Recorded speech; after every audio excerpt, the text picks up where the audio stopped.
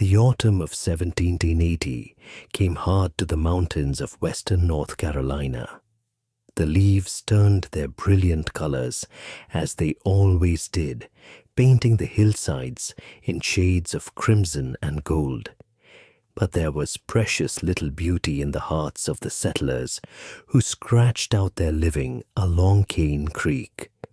The war with the British had come to their doorstep, and every able-bodied man over the age of 15 had marched off to fight at King's Mountain, leaving behind the women, children, and old folks to tend the crops and pray for their safe return. Ezekiel Harmon was one of those who stayed behind, though not by choice. A logging accident 3 years prior had left him with a twisted leg that pained him something fierce when the weather turned cold. He was a broad-shouldered man of 32 years, with dark hair that fell past his collar and eyes the color of creek water after a rain. His wife Mary had died birthing their second child, and the baby had followed her into the ground not a week later. That left him with his daughter Ruth, a serious girl of 7 years, who had her mother's copper hair and green eyes. Ezekiel made his living as best he could, setting traps for beaver and mink along the creek, tanning hides, and trading what he could with the few families that remained in the hollow. It was honest work, if lonely, and it kept food on the table and a roof over their heads. It was on a grey morning in late October when Ezekiel first heard the singing. He had risen before dawn to check his trapline, leaving Ruth asleep in the loft of their cabin. The mist lay thick over Cane Creek, and his breath made white clouds in the cold air as he limped along the bank. The creek ran swift and clear over smooth stones, deeper than most mountain streams, fed by springs that never ran dry, even in the driest summers. The singing came from downstream, where the creek widened into a deep pool beneath a limestone overhang. At first, Ezekiel thought it might be wind through the trees, but as he drew closer, he could make out words, though in no language he had ever heard. The voice was high and clear, achingly beautiful, with a quality that made his chest tighten and his eyes sting with tears he couldn't explain. He crept through the laurel thickets that lined the bank, moving as quietly as his bad leg would allow. When he peered through the leaves, his breath caught in his throat. There, sitting on a flat rock in the middle of the pool, was a woman unlike any he had ever seen. Her skin was pale as milk, her hair the color of moonlight on water, falling in waves past her waist. She wore no clothes that he could see, though her hair covered her modestly enough. But it was her tail that made him press his fist against his mouth to keep from crying out. A great fish's tail covered in scales that shimmered silver and blue in the dim morning light. A mermaid. His grandmother had told him stories of such creatures when he was a boy, tales she'd brought with her from the old country across the sea.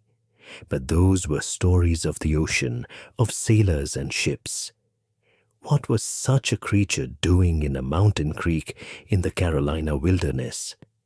The mermaid continued her song, and Ezekiel found himself unable to move, unable to look away.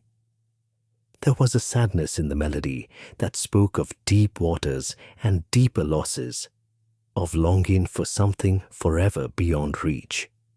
When at last the song ended, the mermaid slipped into the water without a splash and vanished beneath the surface. Ezekiel stood there in the laurels for a long while, wondering if he had dreamed the whole thing.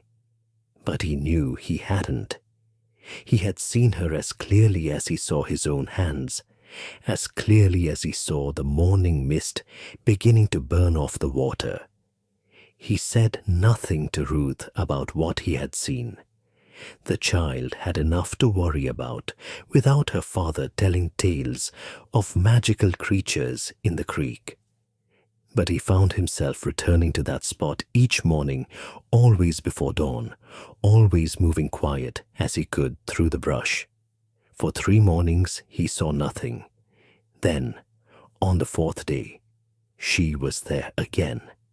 This time she was not singing, but combing her hair with what looked like a piece of bone carved into her comb. She was facing away from him, and he could see the powerful muscles of her tail as it hung in the water, the way the scales caught what little light filtered through the trees. She hummed softly to herself, a melody that was both mournful and lovely. Ezekiel must have made some sound, a boot scraping on stone or a branch snapping beneath her weight, because the mermaid's head whipped around and her eyes locked onto his hiding place. They were large eyes, larger than a human's, and colored a deep blue-green that reminded him of the sky just after sunset. For a moment they stared at each other across the water. Then she was gone, disappearing beneath the surface so fast he barely saw her move. He waited, but she did not return. That night, as he lay on his bed, listening to Ruth's soft breathing from the loft, Ezekiel wondered about the mermaid. How had she come to be in Cane Creek? The creek fed into the Tow River, which ran into the Nolichucky, which eventually joined the Tennessee and flowed all the way to the Mississippi and out to the Gulf of Mexico. Perhaps she had swum upriver, though God alone knew why she would come so far from the sea. He wondered if she was alone, and the thought made something ache in his chest. He knew what it was to be alone, to have no one of your own kind to talk to touch, to share your days with.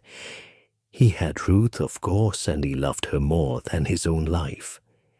But it wasn't the same as having a companion, a partner, someone who understood the particular loneliness of the human heart. What must it be like for a creature of the sea, trapped in a mountain creek? What had brought her here, and what kept her from returning home?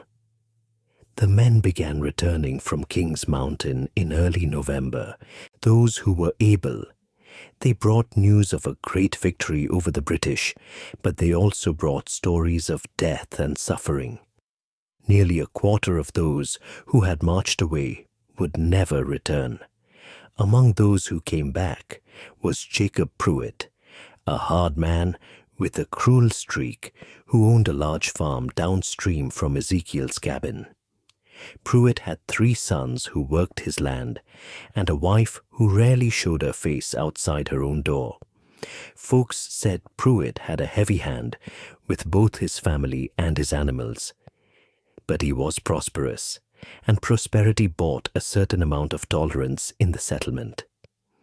Pruitt's eldest son, Jacob Jr., had not returned from the battle. The loss seemed to have made the old man even harder, more bitter. Within a week of his return, word spread through the hollow that Pruitt was claiming ownership of a stretch of Cane Creek that had traditionally been open to all for fishing and trapping. That land was surveyed proper, Pruitt announced at the Sunday meeting held in the Collinses' barn. I got the papers to prove it. Deed says I own both banks of the creek for half a mile. Anyone sets traps or lines there without my say-so is stealing from me, and I'll see them in court or worse. There was grumbling, but no one challenged him directly. Pruitt had connections with the land office in Morganton, and he had enough money to tie a man up in legal troubles for years. Ezekiel felt his stomach sink. The stretch of creek Pruitt was claiming included the deep pool where the mermaid lived. His best strapline ran through there as well, and without it, he would have a hard time making ends meet through the winter. That night, he went to the pool, even though it was after dark and foolish to be stumbling around the creek in the blackness. He called out softly, feeling ridiculous but desperate. "Miss, miss, if you can hear me, I need to speak with you." For a long while, there was nothing but the sound of water running over stone. Then the surface of the pool rippled, and a pale face emerged from the darkness. "You are the watcher," she said, and her voice was like her singing, clear and strange, with an accent he couldn't place. "The man who hides in the green leaves." "Yes, ma'am," Ezekiel said, his heart hammering. "My name is Ezekiel Harmon. I live upstream from here. I'm sorry for disturbing you, but there's trouble coming." The mermaid swam closer to the bank, her great tail moving lazily beneath the water. In the moonlight, her skin seemed to glow faintly. "What trouble?" "There's a man, Jacob Pruitt, who claims he owns this stretch of creek. He's likely to come poking around, and if he finds you—" Ezekiel trailed off, not wanting to imagine what a man like Pruitt might do if he discovered a real mermaid. At best, he'd try to capture her and sell her to some traveling show. At worst, well, Ezekiel had heard stories about what had happened to the last Cherokee family that tried to stay in the hollow after the rest of their people had been pushed west. Pruitt had been involved in that ugly business. The mermaid was silent for a moment. "You warn me out of kindness?" "I reckon so," Ezekiel said. "Seems like you've got enough troubles without adding Jacob Pruitt to the list." "I do have troubles," the mermaid said softly. "Great troubles." She pulled herself partly onto the bank, and Ezekiel could see her more clearly now. Her face was beautiful but strange, with those two large eyes and features that were just slightly off from human. Her fingers were long and webbed between the digits. "I'm called Morvoran. I have been in these waters for 3 turnings of the seasons." 3 years? Ezekiel lowered himself to sit on a fallen log, taking the weight off his bad leg. "How did you come to be here?" Morvoran's expression grew distant. "I swam up from the great waters, following the rivers, seeking something that was taken from me. I found this place, and I could go no further. The waters above are too shallow, too cold. I'm trapped here, far from my home, far from my people." "What was taken from you?" Her eyes met his, and he saw such pain there that his own troubles seemed small in comparison. "My daughter. She was but a child, barely old enough to swim the deep waters alone. Sailors took her, men from a ship that sailed under a flag of red and white. They caught her in their nets and kept her in a barrel of seawater. I followed their ship to the mouth of the great river, and then I followed the river north, swimming against the current, sleeping in deep pools by day, and traveling by night." "God above," Ezekiel breathed. "That must be near 1,000 miles. "I lost the trail here," Morvoran continued. "The men left the river, went overland. I could not follow. For 3 years I have waited in this pool, singing my songs, hoping she might hear me and answer. But she does not answer. A single tear ran down her pale cheek. I fear she is dead. I fear I will never see the ocean again. I fear I will die here alone, and my bones will sink into the mud of this creek and be forgotten." Ezekiel found himself blinking back tears of his own. "I'm sorry. I'm powerful sorry. I lost my own daughter's mother 3 years back, and I know something of that kind of grief. though I can't pretend it's the same as what you're feeling."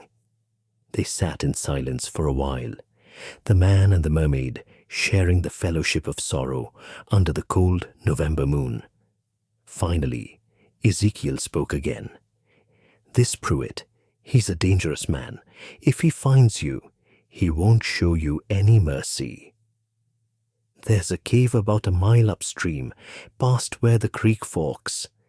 The entrance is underwater, but it opens up into a big chamber inside. The Cherokee used to use it for ceremonies, back before they were pushed out.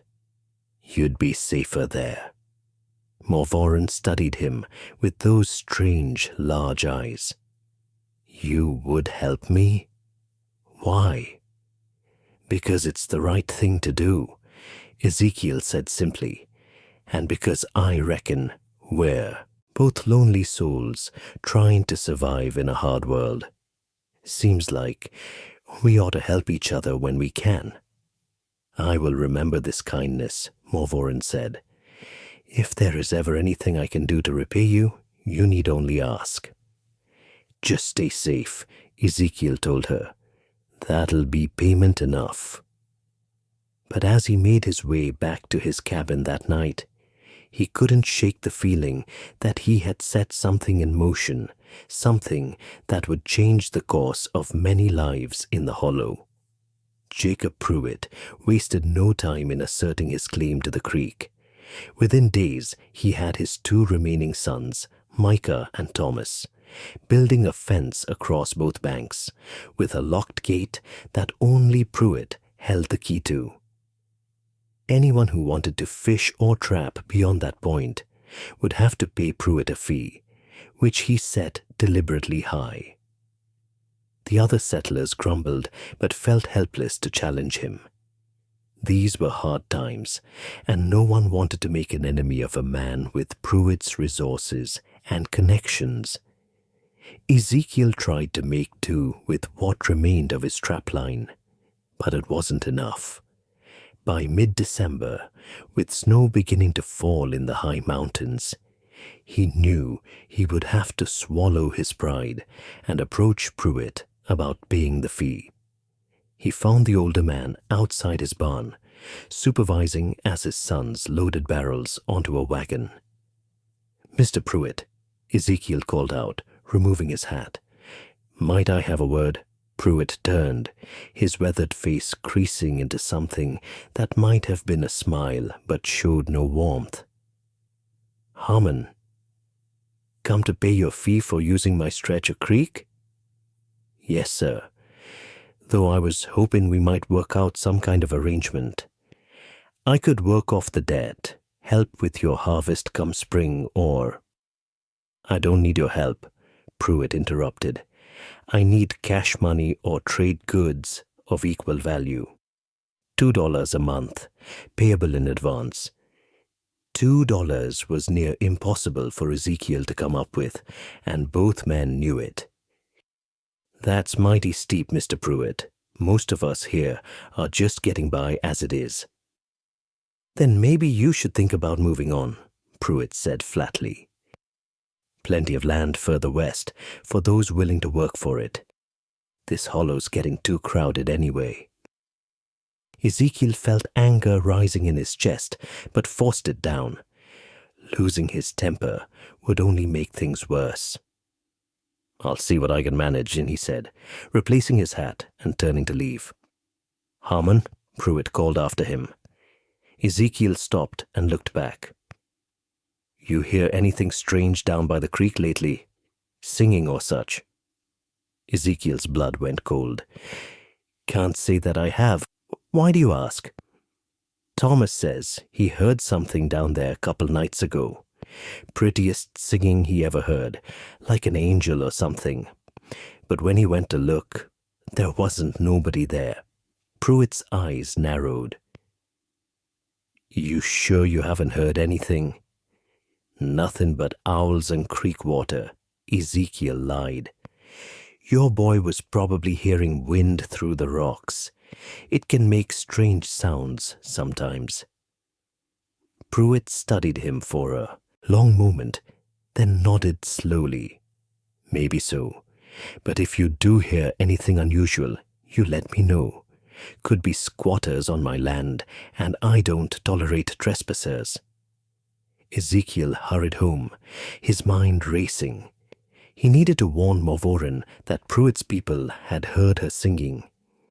That night, after Ruth was asleep, he made his way to the cave he had told the mermaid about. The creek was frozen along the edges, and ice crystals glittered in the moonlight. Ezekiel found the place where the water ran deep and dark, where the current swirled in a way that suggested an opening beneath the surface. "Morvoren," he called softly. "It's Ezekiel. I need to talk to you." He waited, his breath steaming in the cold air. After what seemed like an eternity, the water rippled, and Morvoren's pale face emerged. "Something has happened," she said. It wasn't a question. "Pruitt's son heard you singing. He's asking questions. You need to be more careful, maybe not sing at all for a while." Morvoren's expression grew sad. "The songs are how I call to my daughter. They are how she would find me, if she still lives. Without the songs, I have no hope at all." "I understand," Ezekiel said. "But if Pruitt finds you, you'll have no hope of anything. He's not a good man, Morvoren. He'd see you as property, something to be used or sold." The mermaid was quiet for a long moment, and when she spoke again, her voice was harder, colder. "Men have always seen my kind as property. The sailors who took my daughter, they laughed as they hauled her up in their net. They laughed at her tears, at her cries for her mother. One of them said she would fetch a fine price from a collector in Philadelphia, that rich men would pay gold to see a real mermaid." "Not all men are like that," Ezekiel protested. "No," Morvoren agreed. "You are not like that, but you are rare, Ezekiel Harmon. In my long life, I have met few men who looked at my kind with kindness rather than greed." She moved closer to the bank, her eyes reflecting the moonlight like a cat's. "Tell me, what would you do if you could have anything you wished? If you had the power to change your circumstances? What would you choose?" Ezekiel thought about it. "I'd want enough to provide for Ruth, to keep her safe and warm and fed. I'd want my leg to heal proper, so I could work without pain. And I suppose I'd want someone to share my life with, someone to talk to in the evenings and wake up beside in the mornings." "Simple wishes," Morvoren said, "the wishes of a good man. Now let me tell you what I wish. I wish to see my daughter again, and I wish to make the men who took her suffer as they made her suffer." There was something in her voice that made Ezekiel's skin prickle. "Vengeance doesn't bring back what's lost." "No," Morvoren agreed, "but it brings a certain peace. And it serves as a warning to others who might think to harm the innocent." Before Ezekiel could respond, they heard voices coming through the woods. Men's voices, rough and loud with drink. "Hide!" Ezekiel hissed, but Morvoren had already slipped beneath the surface. A moment later, Micah and Thomas Pruitt stumbled into the clearing, carrying torches and rifles. They were younger versions of their father, broad and mean-looking, with too much whiskey in them. "Well, well," Micah said, seeing Ezekiel. "Look who's trespassing on Pa's land. You know the penalty for that, Harmon." "I'm not trespassing," Ezekiel said, keeping his voice calm. "I'm on the near side of the creek. Your father's claim is on the far bank." "The hell it is," Thomas said, raising his rifle halfway. "Pa owns both sides, and anyone he finds here without paying is a thief. Ain't that right, Micah?" "That's right," Micah agreed, grinning. And we're within our rights to defend our property, though I reckon Pa would rather we bring you back alive so he can have the sheriff deal with you proper. Ezekiel's mind raced. He couldn't fight both of them, not with his bad leg and no weapon. I was just checking my old trap line, seeing if any of my traps were still there. I didn't mean any harm. Traps on our land belong to us now, Micah said. He gestured with his rifle. Get moving. Pa will want to talk to you. As Ezekiel started to walk, Thomas grabbed his arm. Hold on, you hear that? They all fell silent. From beneath the water came a sound, faint but distinct. Singing. It's that sound I heard before, Thomas said excitedly. It's coming from the water. Some kind of bird, maybe, Ezekiel suggested desperately, or wind in the rocks. But Micah had already moved to the edge of the creek, holding his torch out over the water. There's something down there. I can see something moving. Get the net from the wagon, Thomas ordered his brother. Might be a big catfish. Pa would like that. Ezekiel felt panic rising in his chest. He had to do something, had to distract them somehow. Without thinking, he lunged forward and shoved Thomas hard, sending the younger man stumbling backward. Run! Ezekiel shouted at the water, though he had no idea if Morvorin could understand or hear him. Thomas recovered quickly and swung his rifle, catching Ezekiel across the face with the stock. Stars exploded in his vision, and he went down hard, tasting blood. You're gonna regret that, Thomas snarled, standing over him.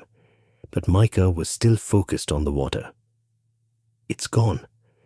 Whatever it was, it swam off. Forget it, Thomas said, kicking Ezekiel in the ribs. Let's get this one back to Pa. He can deal with him. They hauled Ezekiel to his feet and half-dragged, half-marched him through the woods to the Pruitt farm. Jacob Pruitt was waiting in the yard, alerted by the dog's barking. What's this? He demanded. Found him trespassing on the creek land, Micah reported. He tried to run when we caught him. That was a lie, but Ezekiel was in too much pain to argue. His face throbbed where he'd been hit, and his ribs ached with each breath. Pruitt studied him with cold eyes. I warned you, Harmon. I gave you a chance to pay your fee, like an honest man. Instead, you tried to steal from me. I wasn't stealing anything, Ezekiel managed to say. I was just checking my old traps. Traps that are now on my land, which makes them my traps, Pruitt nodded to his sons. Lock him in the corn crib for the night. Tomorrow, we'll take him to the sheriff in Morganton. Let the law deal with him. They threw Ezekiel into the small log structure where Pruitt stored his corn, slamming the door and dropping the bar into place. Through the gaps between the logs, Ezekiel could see them walking away, laughing and congratulating themselves. He slumped against the wall, feeling blood drip from his split lip. His thoughts went immediately to Ruth, alone in the cabin. She was old enough to manage for one night, but what would happen to her if he was taken to jail? What would happen if he was convicted of theft? More than that, he worried about Morvorin. The Pruitts had heard her singing, had seen something in the water. They would come back with nets and torches, and they wouldn't stop until they found her. He had to get out. He had to warn her. Hours passed in the darkness of the corn crib.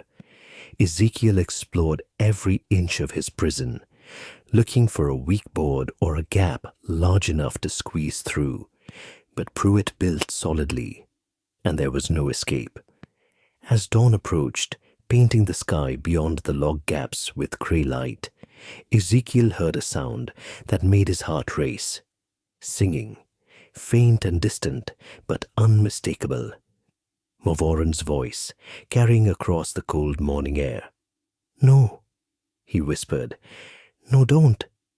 They'll hear you." But the singing continued, growing slightly louder, and then he heard shouting from the main house, followed by the sound of men running. Ezekiel pressed his face to the gaps in the logs, trying to see what was happening. In the pre-dawn gloom, he could make out figures rushing toward the creek, carrying torches and what looked like fishing nets. The singing stopped abruptly. More shouts, these ones angry and frustrated. Then, after what felt like hours but was probably only minutes, the men returned. Jacob Pruitt was in the lead, his face red with fury. "It was there," Thomas was saying. "I saw it clear as day. A woman, or something like a woman with a fishtail like in the old stories. A mermaid, Ba. A real mermaid." "And you let it get away," Pruitt snarled. "It was too fast," Micah protested. "Went downstream like a shot. We'll never catch it without proper equipment." Pruitt was silent for a moment, thinking. Then his expression changed, becoming calculating. "A mermaid. Do you boys know what something like that is worth? There's a man in Charleston who collects curiosities, pays top dollar for unusual specimens. I heard tell he paid $100 for a two-headed calf last year. Can you imagine what he'd pay for a mermaid?" "We need to eat better nets," Thomas said. "The ones we got are for fish, not for catching something that size and that strong." "Then we'll get better nets," Pruitt decided. "Micah, you ride to Morganton today. Find the strongest nets they have. I don't care what they cost. Thomas, you and me are going to scout the creek, figure out where it might be hiding." He paused, then looked toward the corn crib where Ezekiel was imprisoned. "And that one knows something. I saw the way he acted last night, trying to warn it off. We'll get the truth out of him." Ezekiel's blood ran cold. An hour later, Pruitt came to the corn crib alone. He opened the door and stood in the entrance, blocking the light. "You've got one chance to make this easy on yourself, Harmon," he said. "Tell me where the mermaid is hiding, and I'll let you go with just a warning. Refuse, and I'll have the sheriff charge you with trespassing and theft. You'll spend the next year in jail, and your little girl will end up in the poorhouse." Ezekiel met his gaze steadily. "I don't know what you're talking about." Pruitt's face darkened. "You were there last night. You tried to warn it. Don't play dumb with me." "I heard singing," Ezekiel said. "I didn't see anything. Could be there's a woman living rough in the woods, hiding from something or someone. Could be a Cherokee who didn't leave with the others. But I didn't see any mermaid." It was close enough to the truth that he could say it without his voice wavering. Pruitt studied him for a long moment, then nodded slowly. "Have it your way. You can sit here and think about your daughter while we catch that creature. And when we do, when we sell it and make our fortune, you'll know you could have had a share if you'd just been reasonable." He slammed the door and dropped the bar back into place. Ezekiel sank to the ground, his mind racing. He had to get out, had to warn Morvoren. But more than that, he realized, with growing horror, he needed to warn the entire settlement. A creature like Morvoren, trapped and tormented, might not distinguish between good men and bad. She had spoken of revenge, of making men suffer. If the Pruitts captured her, if they hurt her, there was no telling what she might do. As if in answer to his thoughts, he heard a voice, barely a whisper, coming from outside the corn crib. Ezekiel Harmon. His heart leaped. Morvoren? How did you? I can move through water too shallow for swimming if I must, she said softly. The creek runs close to this building. I could hear your thoughts, your worry for me. You shouldn't have come, he whispered urgently. Pruitt and his boys will be back any moment. I know. I heard what they planned to do. There was a long pause. You protected me, even knowing it would cost you your freedom. Why? I told you before, it's the right thing to do. Then let me do the right thing for you, Morvoren said. Let me give you a gift in exchange for your kindness. I don't need your leg, she interrupted. The one that pains you. I can heal it. My kind have certain abilities, certain magics that your people have forgotten. Give me your hand through the gap in these logs. Ezekiel hesitated only a moment before pressing his hand through one of the wider spaces between the logs. He felt Morvoren's fingers close around his, her skin cool and slightly damp. Then, a sensation like warm water flowing through his veins, spreading from his hand up his arm and down through his torso to his twisted leg. The pain that had been his constant companion for 3 years simply vanished.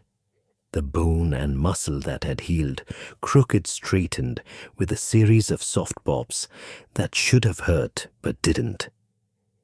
When Morvoren released his hand, Ezekiel could feel the difference immediately. It's healed, he breathed in wonder. It's completely healed. Now you can run, Morvoren said. Now you can fight if you need to. But there is something else I must tell you, Ezekiel Harmon. Something you must understand. What is it? I am done hiding.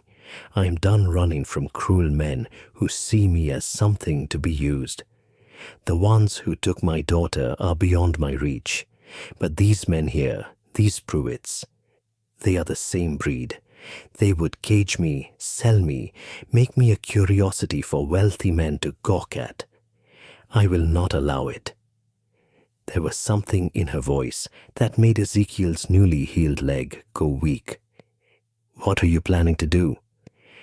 What I should have done long ago, Morvoren said. What my kind has always done when humans threaten us. I'm going to remind them why they should fear the deep waters. Morvoren, wait. But she was already gone, and the only sound was the distant gurgle of the creek. Ezekiel tested his leg carefully, standing and putting his full weight on it for the first time in 3 years. It was perfect, strong and straight, with no pain at all. The difference was so profound that he almost laughed, except for the dread that sat heavy in his chest. He used his renewed strength to examine the corn crib more carefully, and within minutes he found what he'd missed before. A board near the floor that had rotted slightly at the base. With patient, quiet work, he was able to pry it loose enough to squeeze through the gap. The sun was well up now, and he could hear sounds of activity from the main house. He needed to get to Ruth, to make sure she was safe, and then he needed to warn the other settlers about what was coming. Though he wasn't sure anymore if he was warning them about Morvoren or the Pruitts. He made his way through the woods, moving faster than he had in years, marveling at his restored mobility, even as his mind churned with worry. When he reached his cabin, he found Ruth sitting on the porch, wrapped in a quilt, her face drawn with worry. "Papa!" she cried, running to him. "You were gone all night. I was so scared." He held her tight, breathing in the smell of her hair, grateful beyond words to see her safe. "I'm sorry, honey. I got into some trouble with Mr. Pruitt, but I'm all right now. Everything's going to be all right." But even as he said it, he knew it wasn't true. He made Ruth promise to stay in the cabin with the door barred, no matter what she heard outside. Then he set off to warn the other settlers, starting with the Collinses, who lived closest. Samuel Collins listened to his story with growing alarm. "A mermaid? Ezekiel, have you been at the corn liquor?" "I'm stone sober, Sam, and I'm telling you the truth. There's a mermaid in Cane Creek, and Jacob Pruitt is planning to catch her and sell her. But that's not the worst of it. She's angry, Sam. She's been hurt by men before, had her child stolen, and she's not going to let it happen again. We need to get everyone together, need to convince Pruitt to leave her alone." But Collins was already shaking his head. "You know Pruitt won't listen, and even if he would, do you really expect folks to believe there's a mermaid in the creek? They'll think you've lost your mind." "Then I'll show them," Ezekiel said desperately. "We'll go to the creek together, and I'll call her and—" He was interrupted by a sound that made his blood freeze. A scream coming from the direction of the Pruitt farm, high and full of terror. Both men ran toward the sound, Collins grabbing his rifle on the way. They met other settlers coming from different directions, all drawn by the screaming. By the time they reached the creek, a crowd had gathered on the bank. Thomas Pruitt was in the water up to his waist, thrashing and screaming. Blood darkened the water around him. His brother Micah stood on the bank, his face white as snow, trying to reach Thomas with a long pole. "Something's got him," Micah shouted. "Something in the